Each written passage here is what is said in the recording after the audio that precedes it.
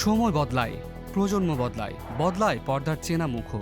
তবু কিছু গল্প, কিছু চরিত্র চিরকালীন, যাদের আলোয় বারবার ফিরে আসে আমাদের চলচ্চিত্র। এমনই এক আলোয় এবার প্রথমবারের মতো জুটি বাঁধছেন দুই ভিন্ন সময়ের দুই তারকা, মামুন ইমন ও প্রার্থনা ফারদিন দিঘি।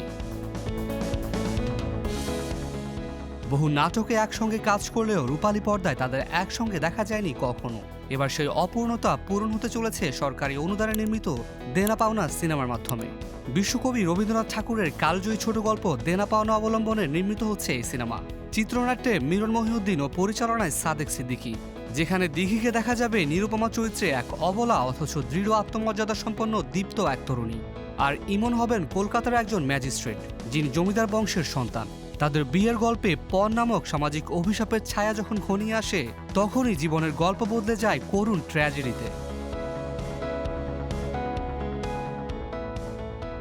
শুধু ইমন দিঘি নয়, তাদের সঙ্গে পর্দা ভাগাভাগি করবেন মাহমুদুল হাসান মিঠু, অনন্ত হীরা, ইরা শিকদার, তানিম সুবা, সুমনা সোমা সহ আরও অনেক গুণী শিল্পী।